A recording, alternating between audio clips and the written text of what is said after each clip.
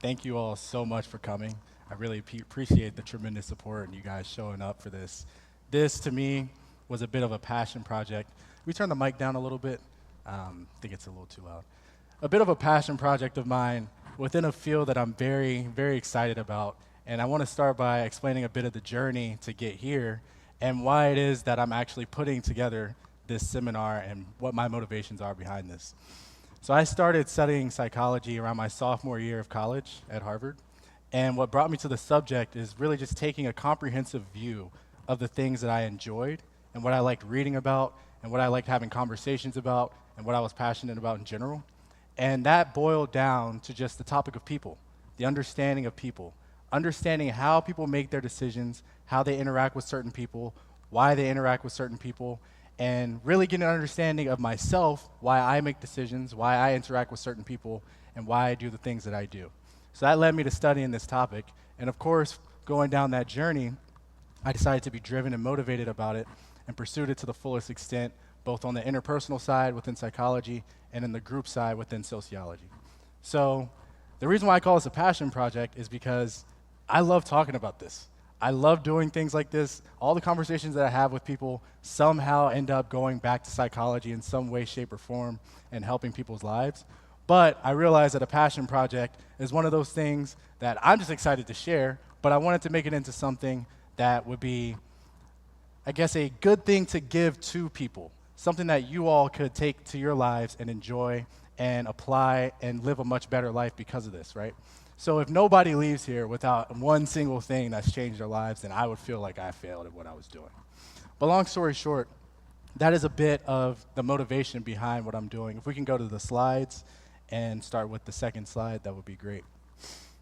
So the purpose of this seminar itself is to get a comprehensive view of three things. This first one will be about three things. We're going to talk a bit about your mindset and your approach to things.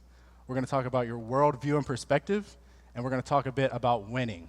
And those three things are very important no matter what age you are, no matter what stage of the journey you are, and whatever it is that you're doing, no matter what it is you're trying to accomplish. These three principles are going to be the things that bolster you forward and separate you from somebody who just says they're going to do something and somebody who actually puts their minds to things and gets them done every single time. Next slide, please. So the timeline, we're going to start with an overview of mindset. Then we're going to get into something that I like to call the foolproof method. I named that myself.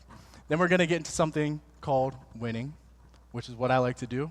And when we get to the winning part, I spent a lot of time thinking about this because, well, you know what?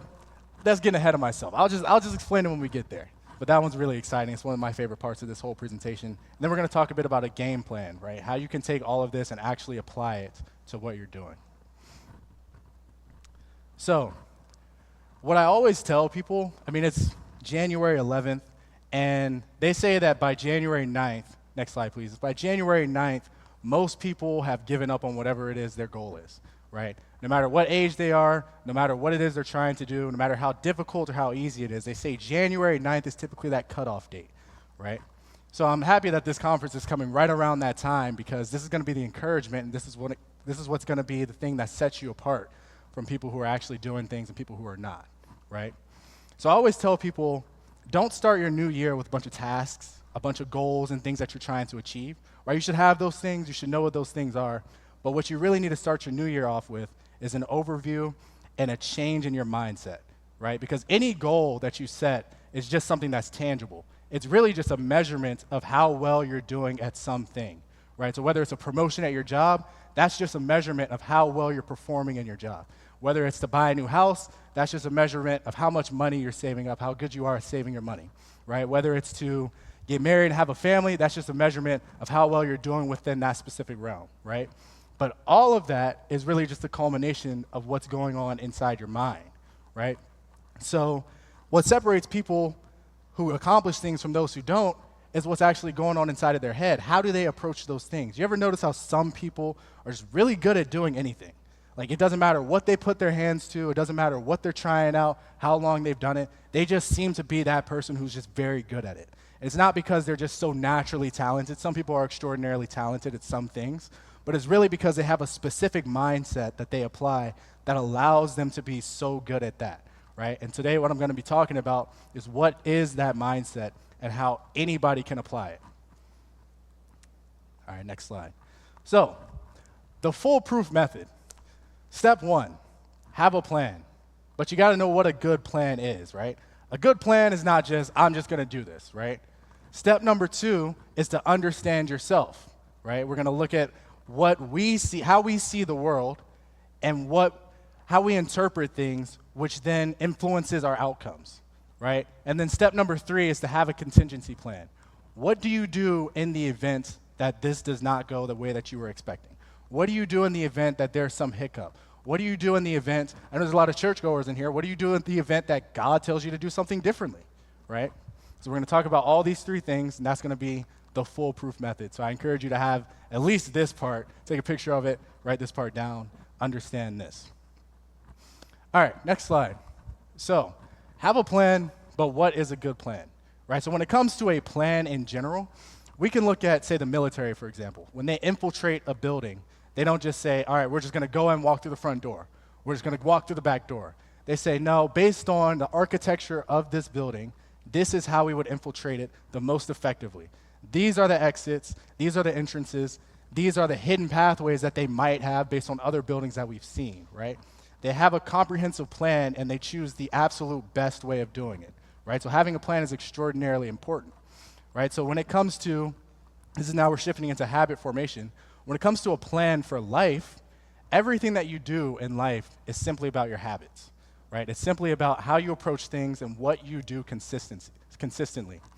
And a study from 2010 from the last name Lally and a few others talks about how it takes 84 days to reach something that's known as automaticity, right? Automaticity is when the brain begins to do things automatically. But not just that, it also senses when you don't do something, and it makes you feel weird about it, right? So many of you all have habits that you perform on the daily, and if you think about what you do on the daily, you could think about those things, and you know what they are, and you know that if you were to skip out on one of those things, you would feel weird about it. You feel like, oh, my day hasn't started the way I wanted it to. Oh, I can't sleep as well. I can't fall asleep because I didn't do that one specific thing, right? So that's something known as automaticity. I was told growing up that it takes 21 days to formulate a habit. Turns out that's just not even true. It's about 4 times that. So that being said, January 11th, we got a long time to reach automaticity. If you started on January 1st, you got some time to go. But this is going to keep you encouraged, right? So within this study, they talk about cues and situational loops. And what these are is that a cue in the brain is tied to an outcome. Right? So you have one thing which triggers your brain to want to do the next thing. And if you look at the habits that you have, they're always typically situational. They say within this paper that it is better to have a situational cue than to have a time cue, right? So I'll take the example of eating fruit, right? Say you want to eat healthier, and your goal is I want to eat 1 piece of fruit per day. Most people would continue to say, all right, well, around 3 p.m. I'm going to eat this orange, or whatever it is. However, they say that tying this to something that you already do consistently is a much better approach, and your brain is able to easily tie those 2 things together, right? So they use the example of eating fruit after lunch. Well, you're already going to eat lunch anyway, and that's something you do consistently on every day, so you want to tie a new habit to something that you're already doing consistently, right? So whether that new habit is, I want to eat a piece of fruit, I'm doing that after lunch, or I want to stretch, I'm going to stretch after lunch. And repetitiously doing that is what leads to automaticity much quicker, right? If you wake up and you say, all right, every day I'm going to stretch. So every day I wake up, I'm just going to stretch. Or at some point in the day, I'm just going to stretch. Your brain is going to be sitting there thinking, all right, well, I don't really know what I'm tying this to. It's just every single day, but the days are so broad and inconsistent, and there's a bunch of things that happen through each day, so it's hard for it to tie it to something, right? If you look at almost every single habit that you already have, I guarantee you right now, as you're thinking about it, there's some situational cue that it's tied to. Whether it's, for me, I want to start a new habit of making my bed, for example, right? So I started to wake up and I'd say, you know what? Before I go brush my teeth, which I already do every day, that habit's already been sunk in, it's already been formulated, it's the first thing I do when I wake up. Well, you know what? I'm going to add this new habit.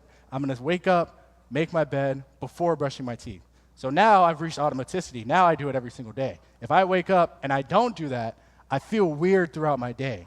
And that's how the brain is processing, right? So understanding this is the difference between being somebody who just tries to formulate these habits and somebody who actually understands how the human brain picks up new habits and can then use that system to effectively create any new habit that you're trying to formulate, right?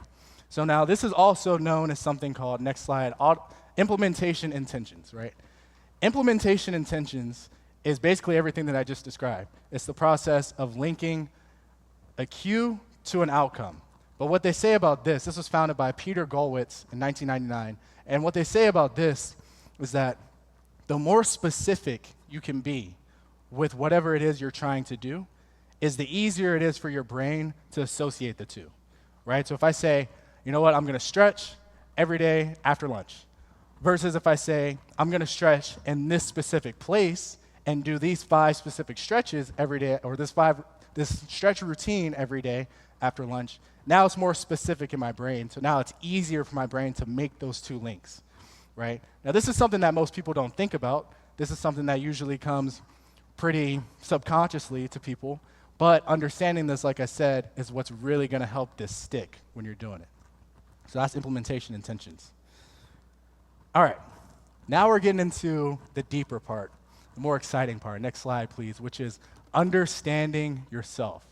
So this, when I began to study the self in psychology, this is when things really started to take off, right? Like, why do I make certain decisions? Why do certain things excite me and why do certain things bore me? Why is it that, I can't do this, but I can excel at this? Why is it that I see the world in some way and see other situations in a different way, right? So on the next slide, you'll see something called causal attribution in the middle, besides optimism and pessimism. Most people think that optimism is just being hopeful about something, expecting something good to happen, versus being pessimistic is expecting something bad to happen. But it's actually much deeper than that. These things are actually broken down into something that is called an explanatory style. Let's go to the next slide. So let me pause, let me go back and explain what causal attribution is. We can stay on this slide. So causal attribution is the process of linking a cause to an outcome, or linking an outcome to a cause, right? So say, for example, as I'm giving this speech, I look out into the foyer and I see somebody in an argument. I see somebody yelling at someone. Me having no context of the situation, I'm going to choose to interpret this in a number of ways. That could be, whoever is the person being yelled at must have done something bad. Or I can interpret it as, whoever's yelling at this person must just be an angry person in general. Or I can interpret it as, whoever that person is, that person seems like they're on top of business and they're somebody I want to work with because they seem structured, right? Numerous ways that I can explain things, right? But how I explain that situation is what determines how I look at the world and how I interpret situations, right? So you could infer that identity is the reason for something happening, right? So me being a black male, I could say, I can't get a job because I'm black. That could be one interpretation. Another interpretation could be, oh, you know what? I didn't get this job because I wasn't qualified. Maybe somebody else wanted it. If you like to interpret things spiritually, you could say, God didn't want me to have this job, right? It depends. And how you choose to interpret a situation determines your outlook on life. So what researchers have found is that this can be broken down into what is called an explanatory style. And an explanatory style is essentially how an individual consistently explains certain situations. And it's broken down into 3 dimensions with 2 subdomains in each. You have internal versus external, you have stable versus unstable, and you have global versus specific. Let's go to the next slide to get a more detailed look at what this means.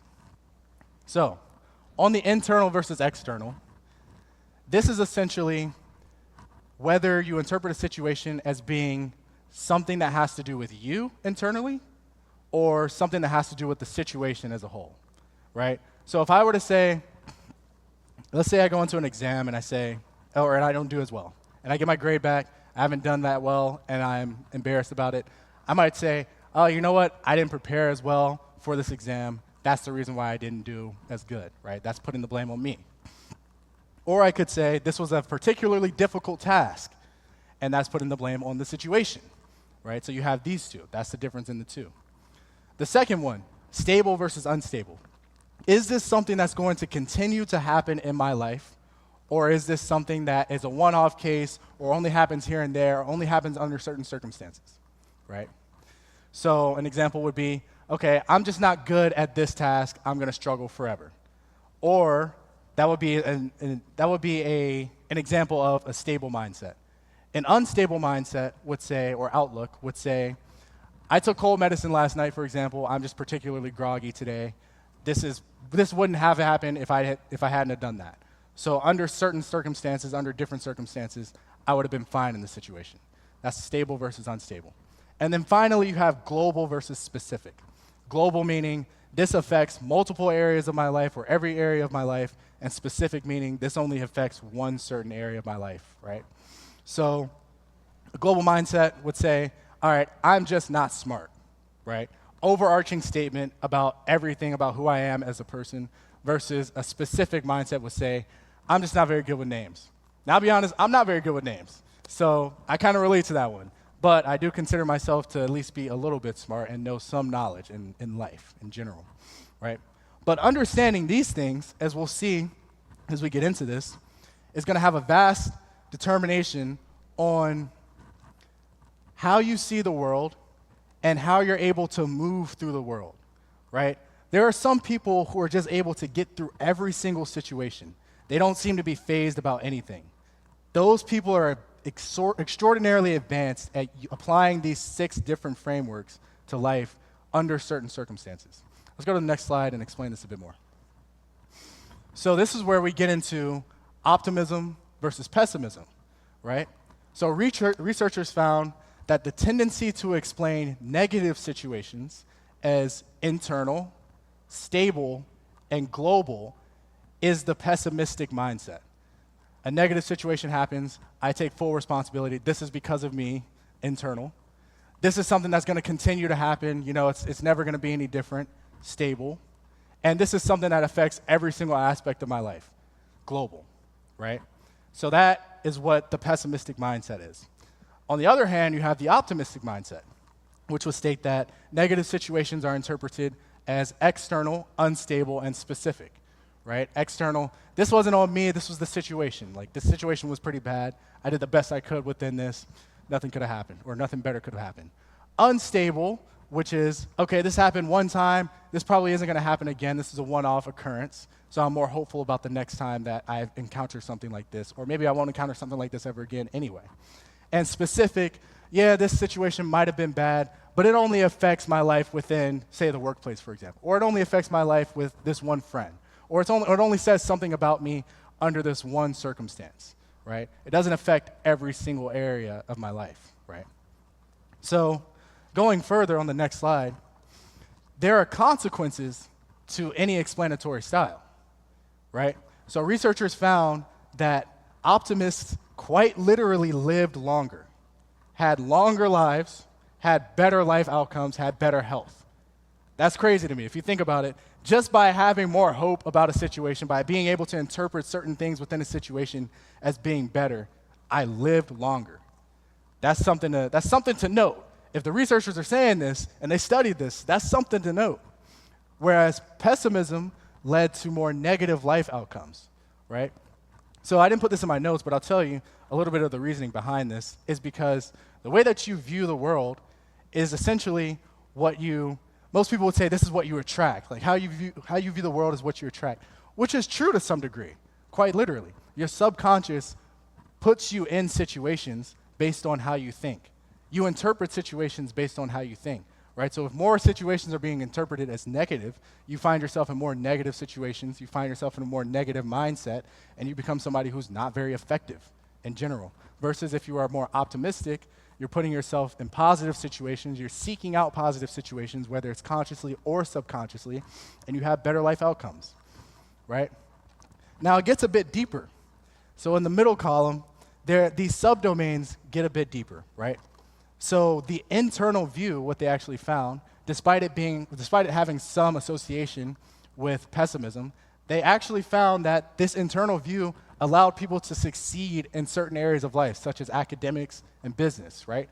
Assuming the responsibility for an exam that didn't go as well allows me to then work on myself to be better at the next situation, right? At the next exam, at the next time that it rolls around to have interviews for a promotion, at the next opportunity to go in an interview to buy a home, whatever it is, right?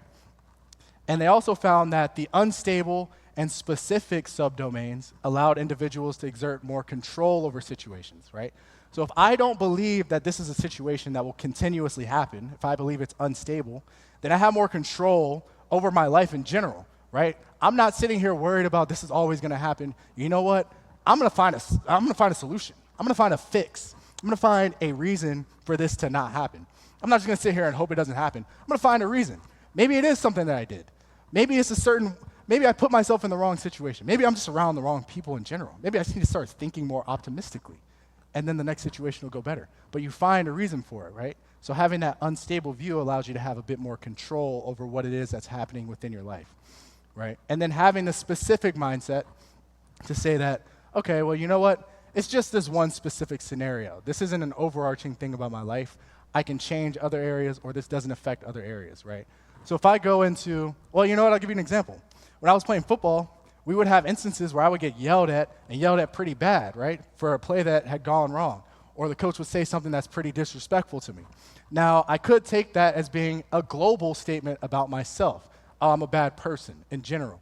Now I'm carrying that weight from football practice over to life. So now I'm not just a bad person on the football field. I'm a bad person in the classroom. I'm a bad person when I hang out with my friends. I'm a bad person when I attend church. And now that's what I'm thinking, right? Whereas if I just apply the specific mindset, oh, I'm not a bad person. Maybe I was just bad that day at football practice, and that's it.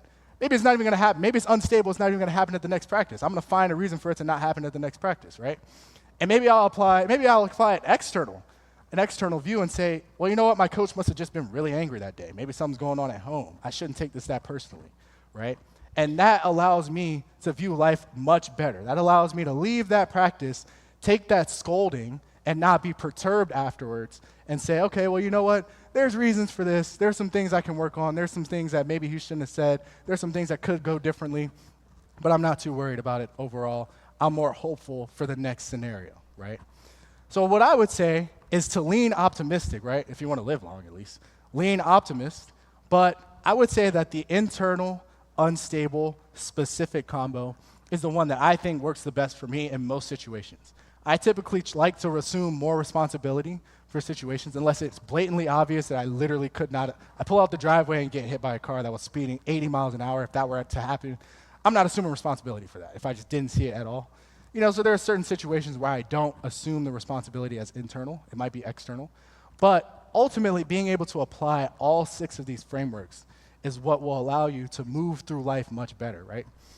So understanding these frameworks allows you to essentially see life. The way I see it is I can see life as these 6 different domains that I can put my situations into and analyze what would be the best outcome, right? Like what will allow me to have the best method of thinking that would lead me to the best possible outcome, right? Is it internal or is it external? Is it stable? Is it unstable? Is it global? Is it specific, right? Which one? So that's personally how I go through life and how I view the situations that I end up in. All right, next slide, please. So,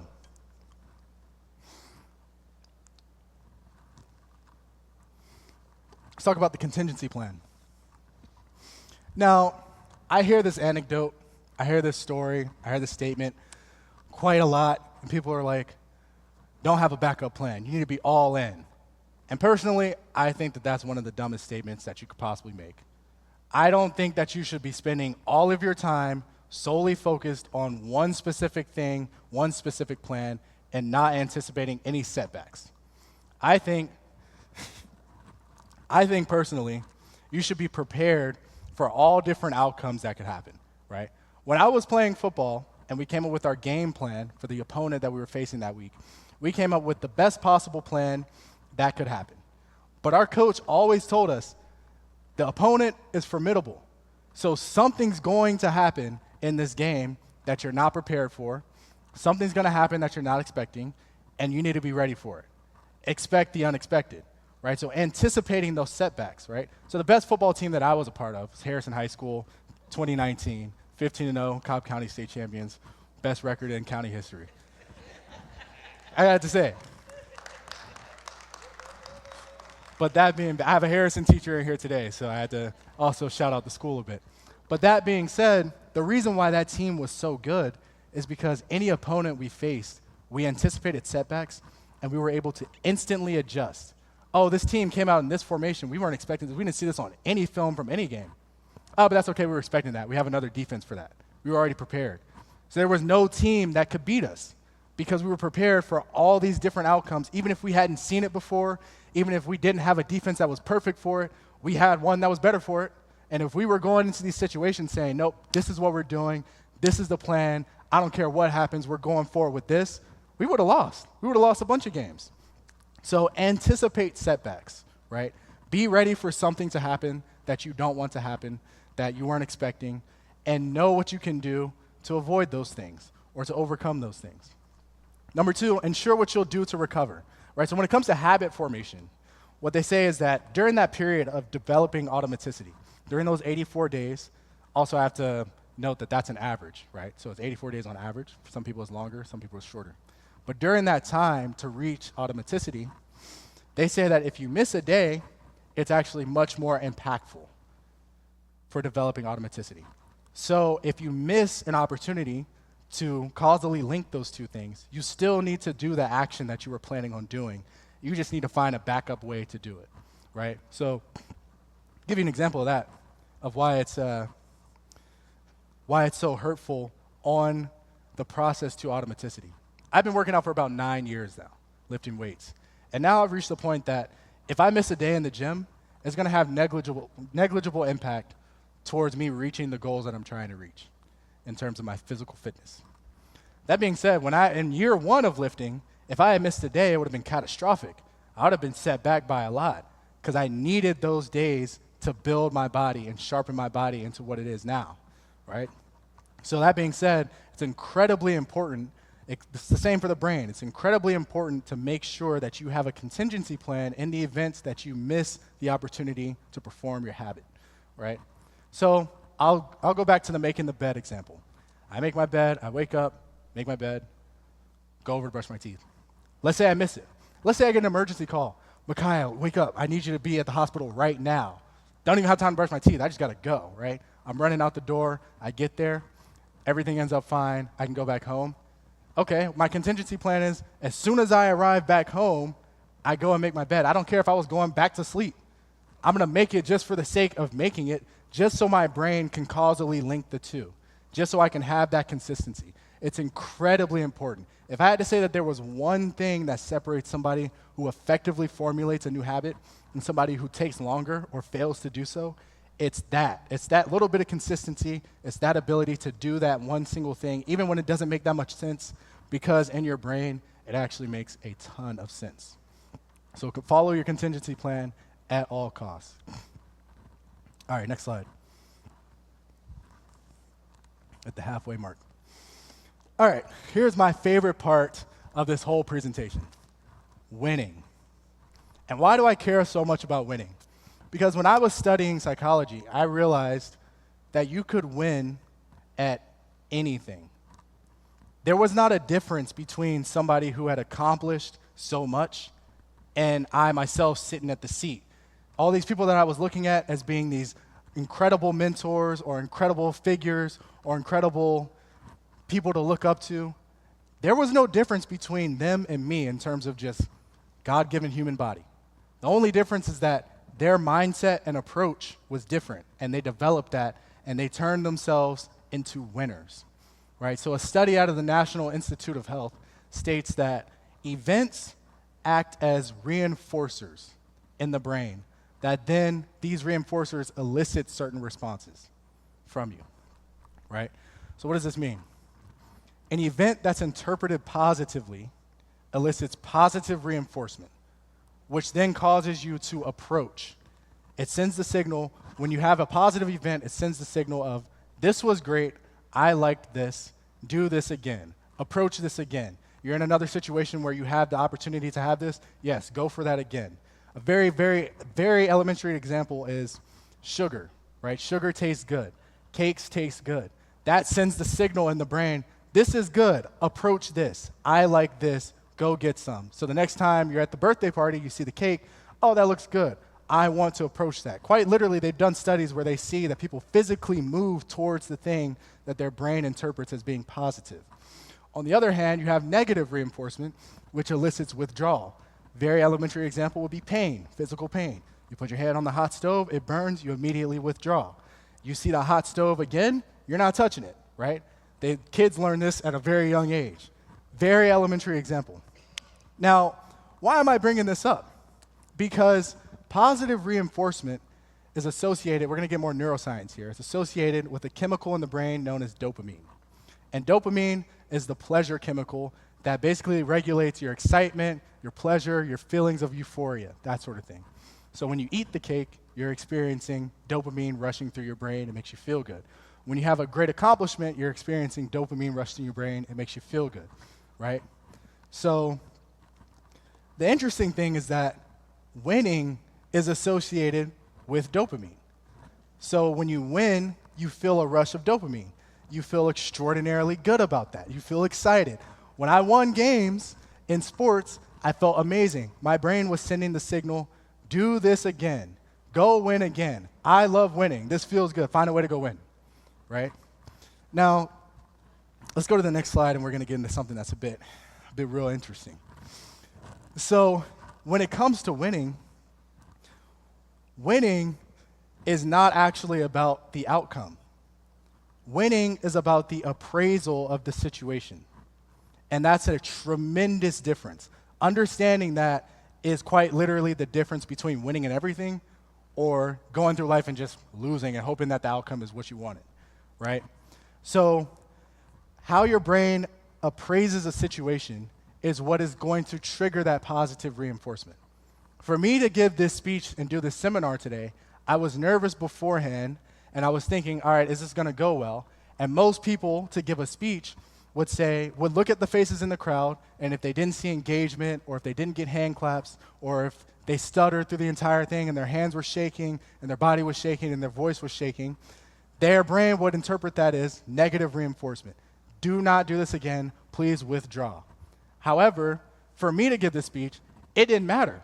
It didn't matter if not a single person showed up or if all of you showed up. What mattered was the fact that I said I was going to do it, and I did it. And to me, that was the win, right? So the win comes from what you can make it. Oh, you know what? I was nervous, and I did it anyway, so that was the win. So now instead of how I reacted or instead of how the people reacted to what I was saying, my brain is focused on the fact that I did what I said I was going to do despite the things that I was going through to overcome doing it, and that's the win.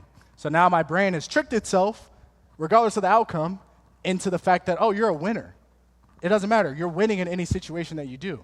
Anything you're putting your hands to, you are winning in it. And that's what really matters, right? So I'm sure you probably noticed by now, on the bottom I have cocaine study. So this is what really solidifies this whole idea of positive reinforcement and winning. They did a study on cocaine, and what they found is that people who were addicted to cocaine were extraordinarily good at seeking out cocaine in any field, any place, any location. Why is that? Because cocaine excites the brain so much. It elevates dopamine by so much that the brain is saying, get this, get more of this, approach this more, right? So when they get to a new city and they're without cocaine, their brain and their desire and craving for that dopamine is driving them to find that cocaine. So they end up becoming exceptional at finding it. You can put these guys in the Arctic. They are going to find some. They'll make some, right? Now, in the same way that the cocaine addict has trained his brain to seek out cocaine in any situation, is the same way that you can train your mind to seek out winning in any situation by simply just associating it with the positive outcome, right? So the appraisal of the situation is what matters the most, right? How you view the situation determines your life outcome, right? So, to wrap things up, before we get into some questions, the game plan is to change your view in life, to win, and of course, to learn. In all of these situations, whether it's habit formation, whether it's training yourself to win, whether it's training yourself to have a different explanatory style in life, your brain learns. And the brain is exceptionally good at evidence-based reasoning, right? So most people fail at the goals that they set, not because they couldn't achieve it, but because they set down these goals on paper, they write them down, and their brain is thinking to them, there's no way. I don't have anything to pull from that would prove that I can actually do this. I don't have enough wins in my chamber to pull back from memory to state that you are good enough at winning, so then this win that you're trying to achieve in 2026, you can't do because your brain is working against you. Your brain is actively saying, there's not enough in the repertoire for me to subconsciously believe that you are a winner, right? So essentially, this comes from appraising all your situations into wins and then being able to pull from that bank of memories when you face a new situation, to be able to pull from this deep reservoir of wins. Oh, I won going into this and I was nervous because I did it anyway. Oh, I won in formulating this habit because I consistently did it, and despite the challenges and the setbacks, I did it anyway. Oh, I won because I actually had the outcome that I wanted, and it went exactly the way that I wanted it to, and that was the win, right? But being able to pull from all three of these things allows you not only to win in losing situations, but to also effectively develop and formulate better habits and more habits, and also to just have a much better view of life and understand the obstacles and the situations and the events thrown at you, and be able to make them into something that bolsters you forward. Right. So that is the end of today's seminar. I want to open it up for questions.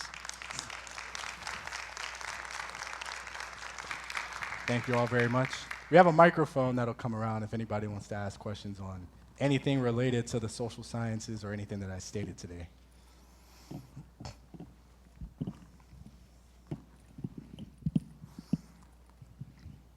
Hi, this is great, thank you. So I guess my question is around what is physiologically happening when it's time for you to make a change?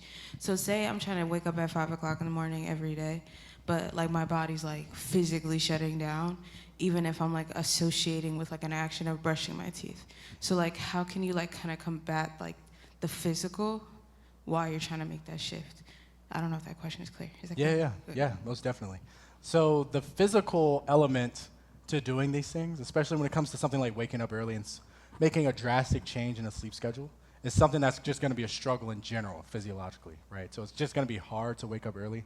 Let's say you go to bed at midnight, 1 a.m., which I'm a culprit of a lot of nights, go to bed pretty late, and I want to wake up at 5 a.m., it's going to be extraordinarily difficult. So on something like that, it's better, the researchers say that it's better to start your shift incrementally, right, to make the shift, okay, I'm going to wake up an hour earlier or 30 minutes earlier and go through that shift over the time of the week. Now, the reinforcement comes from actually doing it, right? So make it something that's realistic, right? It can't be, all right, I'm going to go to bed at 4 and wake up at 5, right? It's got to be something like, all right, I'm going to get 6 to 8 hours, or I'm going to maybe just get 6 hours, but power through the being tired and tell yourself that you're going to do it anyway, and then you'll be well on your way.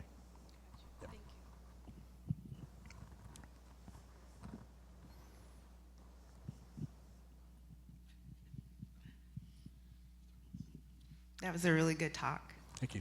Is there any information on negative reinforcement or positive, which works best, in terms of trying to stay away from sweets?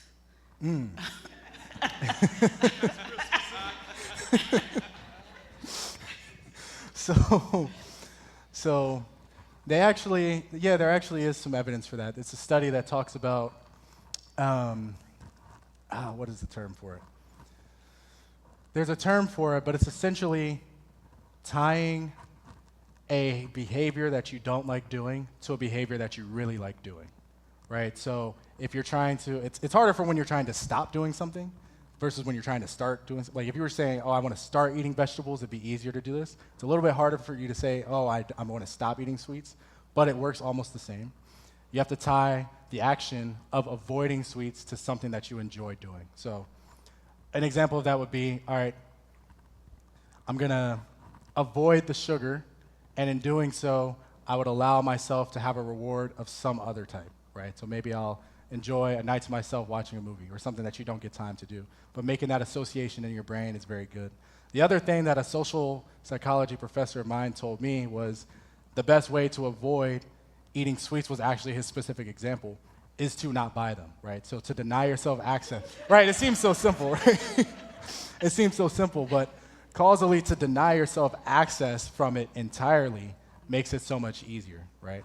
And then I would say the final thing is, though they're somewhere in your house maybe already, and it would be, not frugal to just throw them away, move them around, right? Or have someone move them around, because oftentimes the brain is actually just doing something automatically and just going to a specific spot or going to a cabinet or just going to the fridge. True. I'm guilty of this. I'll just walk to the fridge when I'm bored. I'm like, oh, what am I even doing here? I'm not even hungry. But your brain is just used to doing that. So if you can move it around to someplace else, that's going to break one of those causal links and allow you to at least not go and do that automatically. Thank you. Yep. Yep. Yeah, that's another good one.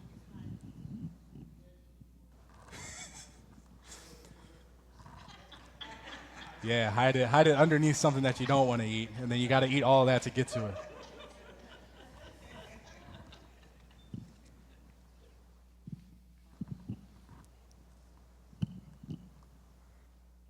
Yeah, Micaiah, that was an excellent presentation. Thank you. Question, you mentioned toward the tail end about digging to your reservoir if you don't have enough victory. So what was your process? Because sometimes you can look at the outside, like winning a football game is, we can tell by the score.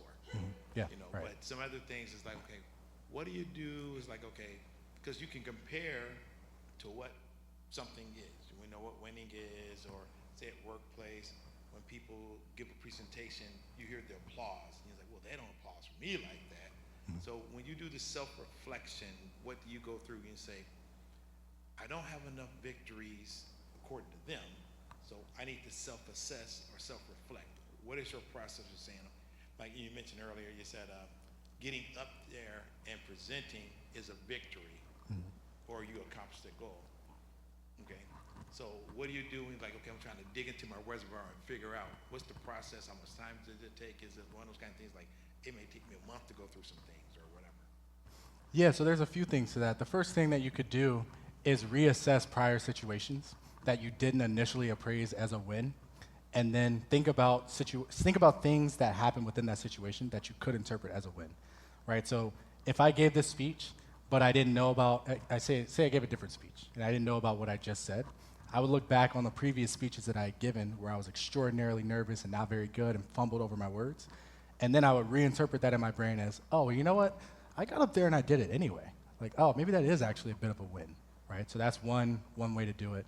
Could you remind me of the first part of your question so I could answer Well, I that? think it was, I guess, digging into your reservoir in terms of how much time or what is your process of like, okay, I don't have these certain victories according to what others may think it is.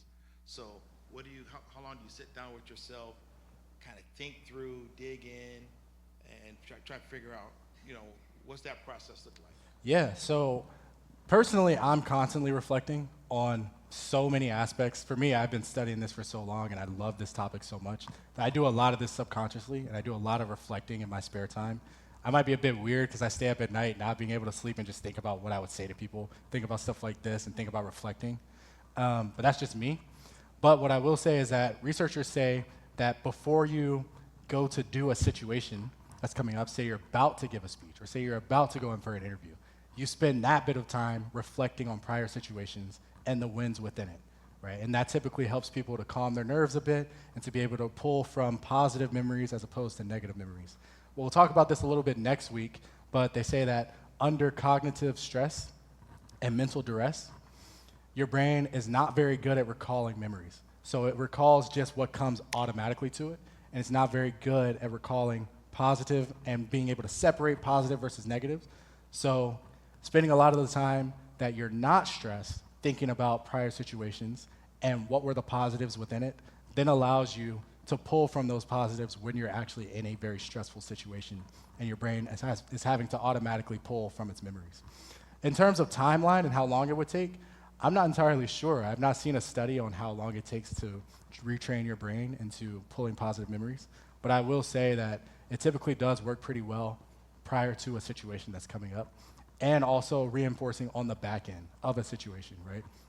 And people don't realize that I use a lot of examples like giving a speech, which is something that requires some planning and a lot of effort and studying, but this works for very small situations, right? So they tell people, so people in psychology, people who struggle with a lot of social anxiety, for example, they are not very good at talking to people. I'm talking about people who can't go talk. They can't even be in public, right?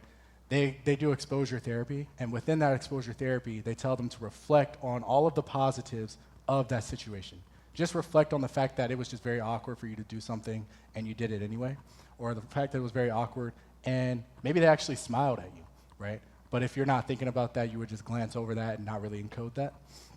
But they encourage you to think about that. So it can happen, you can do this for very, very small situations and also very, very intense situations. And doing it for a vast amount of small situations actually helps the very large situations to be processed much better and easier.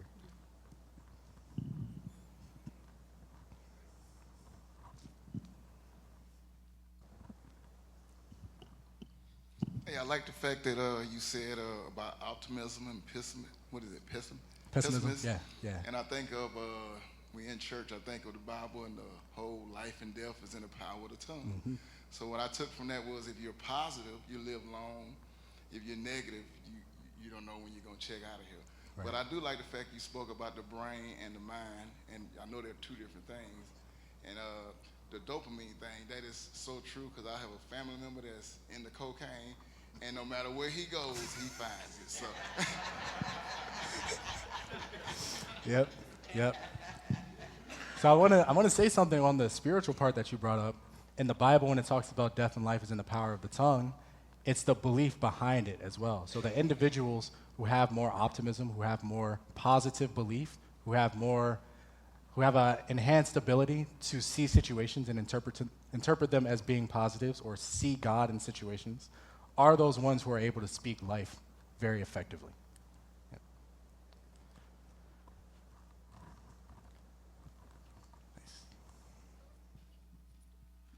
Okay, can I pull on your studies, not just this topic? Yes. Arrested development for people who are stuck in trauma.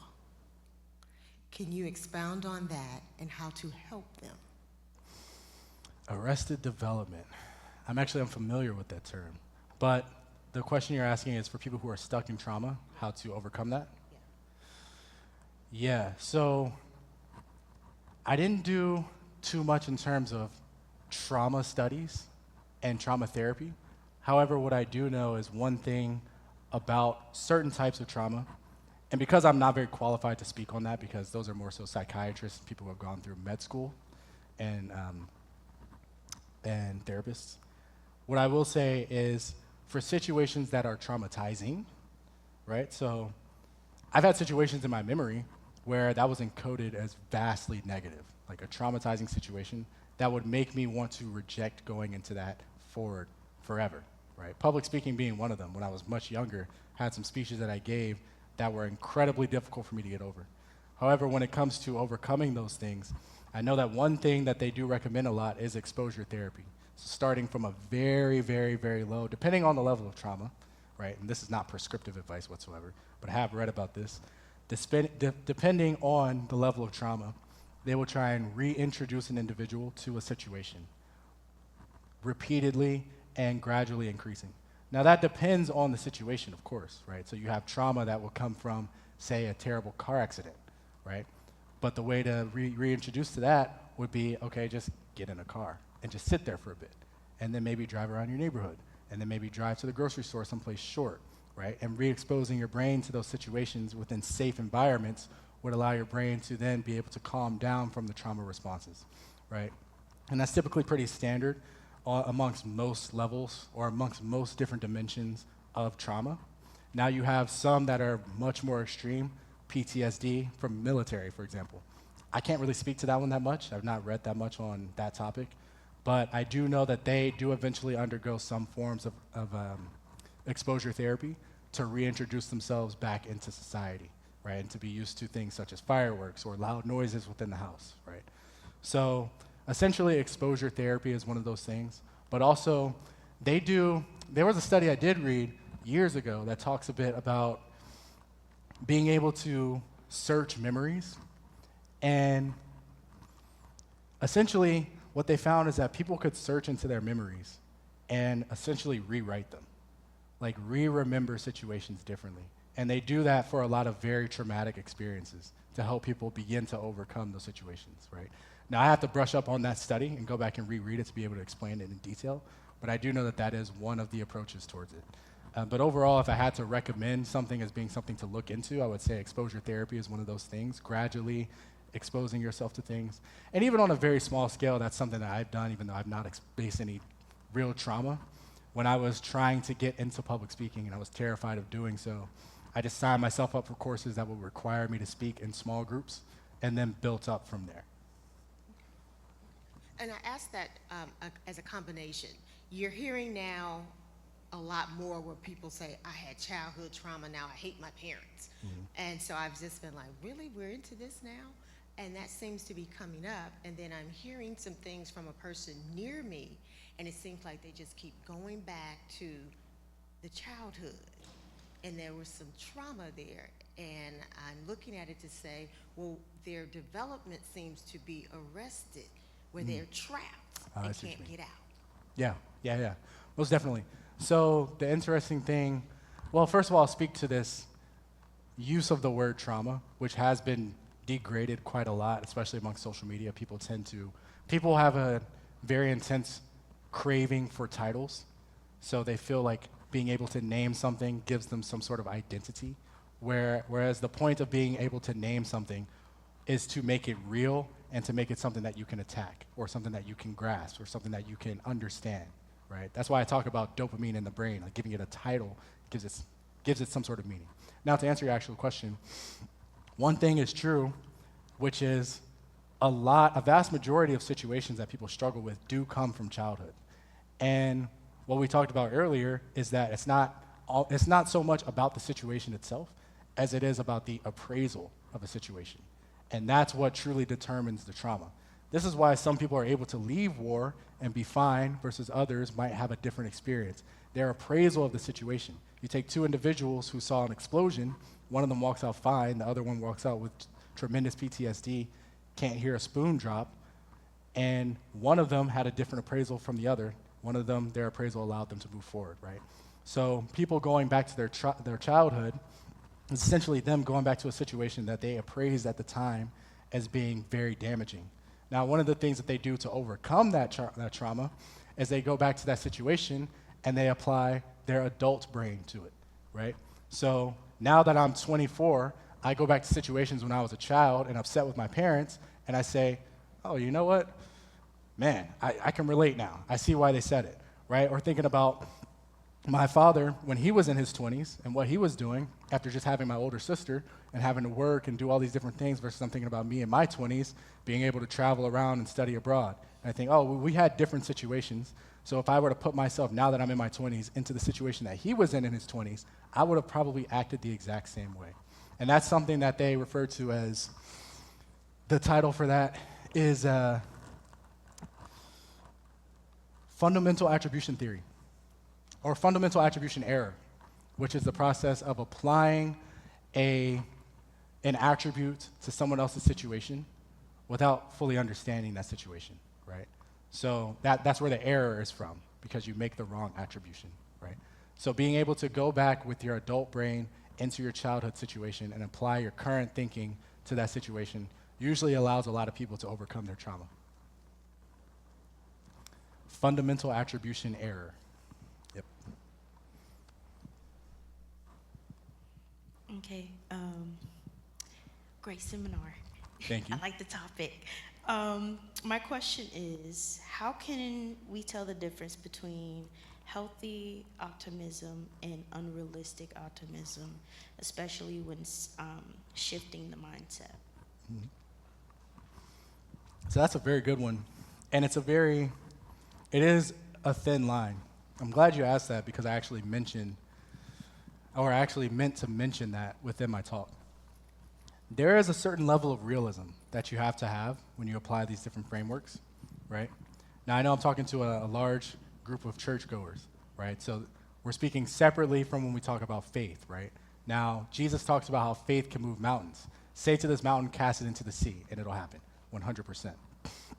When we talk about this positive optimism and a healthy level of it, there's a difference between that positive optimism and delusion, right? Delusion is grounded in no sort of actual realism, no sort of actual evidence of so, versus positive optimism is grounded in some sort of evidence, right? Now, how that ties in with faith is that you can have faith for things based in some sort of evidence, which is based on your belief. That evidence being what you've read within the text, or that evidence being what you've seen happen in someone else's life. Whereas having delusion would be based in a belief that doesn't actually exist, right? Now that's a very vague and complicated answer. I'm glad you asked that question because I want to think about that a lot more and the balance between the two. So yeah, I appreciate that. Yeah. So I want to go back to the cocaine thing. Yeah, I just want to go back to that. My question, however, is the same drive that a cocaine user would have that can find cocaine anywhere, that has to have a positive application to it as well. Mm-hmm. How can that be used? Is there a positive application to that? Mm-hmm. And if so, how do you find that and use that? Meaning the positive application of the causal mechanism, which would be the brain seeking of that dopamine rush. Yeah, right. finding and being able to find whatever you're looking for. Right, being able to find reward. So that is the positive application, right? The reason why the cocaine is negative is, well, obviously because it's illegal and it's a drug. But when we take it from just a causal mechanism standpoint, it is exactly how the brain works. It is the most pronounced example of how the brain works, actually. So the positive application of that would be, what do you apply that to, right? Like, what gives you that dopamine rush? What have you told your brain and appraised your brain to give you that dopamine rush? Is it winning? Is it seeking God? Is it going after and achieving a specific goal, which then again, like we talked about, comes from a mindset shift? If you apply the positive principles of life to the causal mechanism of dopamine within the brain, then that is what's going to bolster you forward towards whatever it is you're trying to accomplish. So yes, it is widely a positive thing, and that mechanism, even in the cocaine addict's brain, is working exactly how it's designed to. They're just using it for something that's not optimal.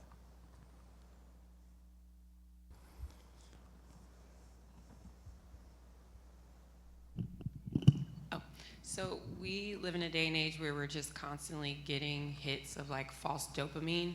How do you maybe start the process of understanding like what is real dopamine for me? Like what really excites me? What do I really like to push and work for versus what is that false dopamine like every time my phone buzzes or I get a like on social media? Like how do you start to break down and start to separate this is false dopamine, and this is really what drives me and where I should be operating in? Yeah. So it depends, situation by situation. And they talk about,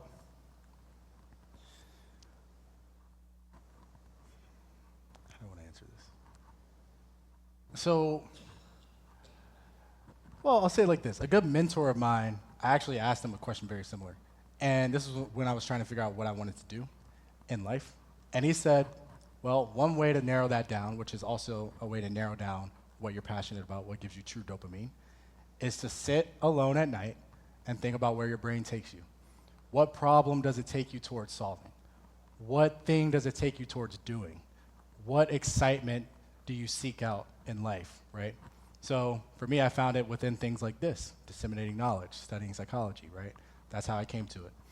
But essentially delineating between the false dopamine. I mean, I could recommend a few practical things such as dopamine detox, right? Like take some time off social media, a couple weeks, and then do a reset, right? But what you can also do is analyze the things that are giving you dopamine and try and figure out why. Why do they really excite you, right? Like, why is it that I'm excited if I see a DM on Instagram? When I go to see who it's from, it's gonna determine my level of excitement, finally, right? I might be excited to see that +1 notification, and then if I see it and it's not from somebody who I actually wanted to hear from, I'm not that excited anymore. So maybe that's pointing me in the direction of, I like talking to this specific person, or I like interpersonal relationships. I like doing a certain thing. If I look at my Instagram post and it's doing very well, why does that make me excited? Is it because it feeds my pride and my desire to be in front of people? Or is it because it shows that what I'm putting out is being widely accepted by people, right? And if it's, depending on which of the two, it's gonna really determine why it's a false or good spike of dopamine, essentially. So the true answer to your question is why, right? Like on the things that are giving you dopamine, why are they giving you dopamine? And then also spending that time to think about the problems that you're passionate about solving, or the things that you're passionate about doing, or what you have to offer the world. That was one that I thought about a lot. Like, what do I have as Micaiah Bell to give to the world, right? So that's a good one.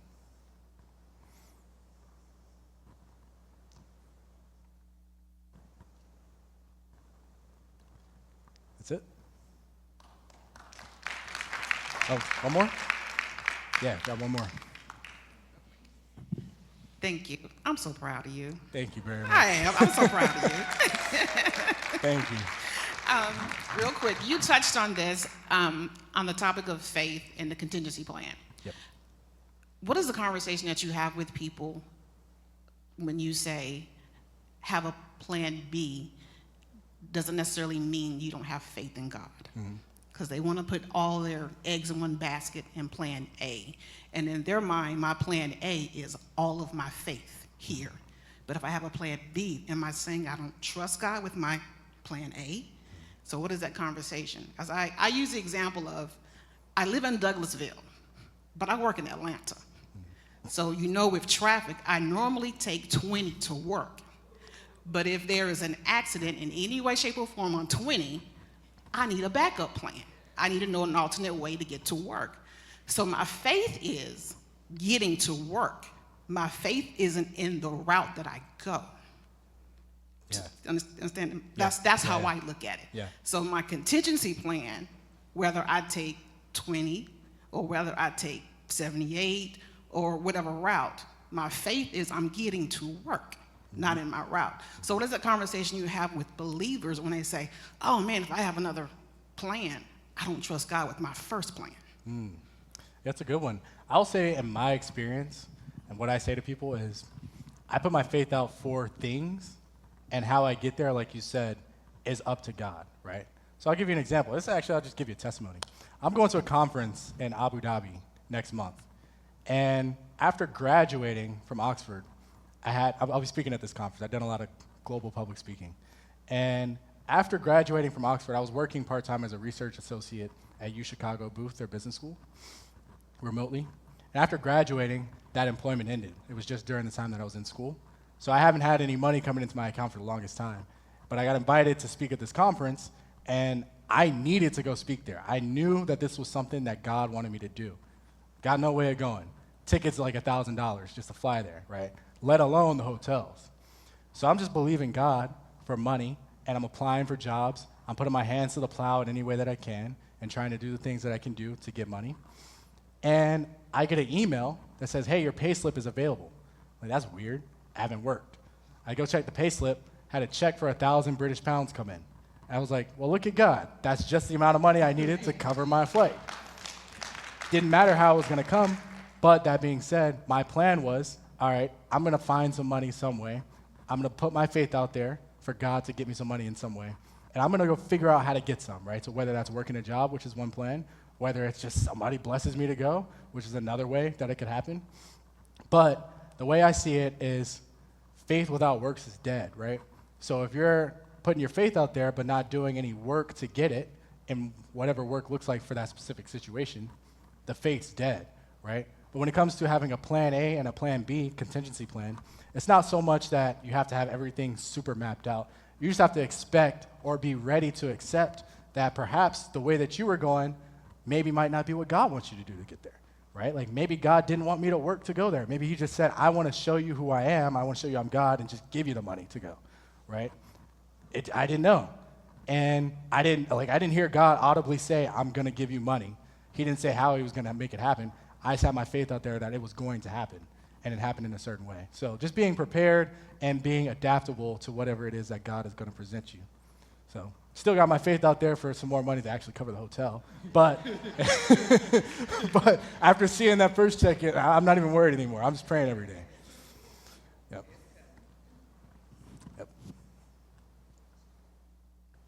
All right, yeah, well, I'll let you guys go. Thank you all for coming. I appreciate it.